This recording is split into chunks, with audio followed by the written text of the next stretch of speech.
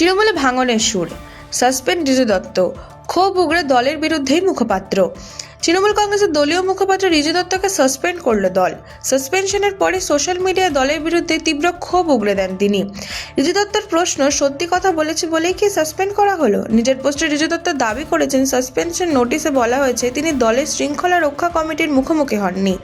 তবে তার বক্তব্য, নির্ধারিত সময়ের মধ্যে তিনি দলের সদর দফতরে নিজের জবাব পাঠিয়ে দিয়েছিলেন। এমনকি তার অভিযোগ উত্তর না দেখেই হয়তো তাকে সাসপেন্ড করার সিদ্ধান্ত নেওয়া হয়েছে। রাজ্যের নির্বাচনী ফলাফলে তৃণমূলের ভরাডুবির পর থেকে দলের অন্দরে অসন্তোষ ক্রমশ প্রকাশ্যে আসছে।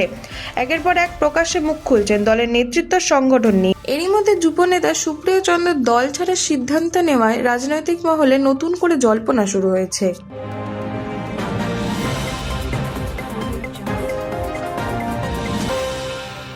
মমতার এক্স বায়ো ঘিরে জল্পনা। বিধানসভা নির্বাচনে হার এবং ক্ষমতা হাতছাড়ার পরও সমাজ মাধ্যমে নিজেকে এখনো মুখ্যমন্ত্রী হিসেবেই পরিচয় দিচ্ছেন তৃণমূল নেত্রী মমতা ব্যানার্জি।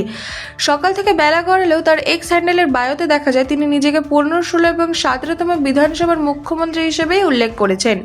এই ঘটনাকে ঘিরে রাজনৈতিক মহলে শুরু হয়েছে নতুন জল্পনা। অন্যদিকে আরও এক বিতর্ক তৈরি হয়েছে কলকাতা পুলিশের এক্স হ্যান্ডেলকে ঘিরে।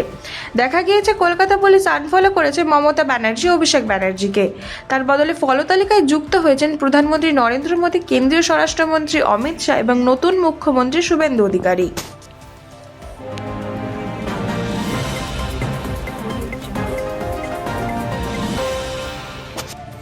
গিল রশিদের দাপটে রাজস্থানকে উড়িয়ে দিল গুজরাট। আইপিএলে দুরন্ত জয় পেল গুজরাট টাইটান্স।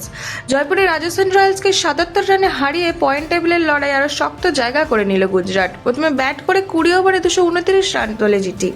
অধিনায়ক শুভমান গিল খেলেন 84 রানের ঝোড়ো ইনিংস, সঙ্গে অর্ধশতরান সাই সুদর্শনের।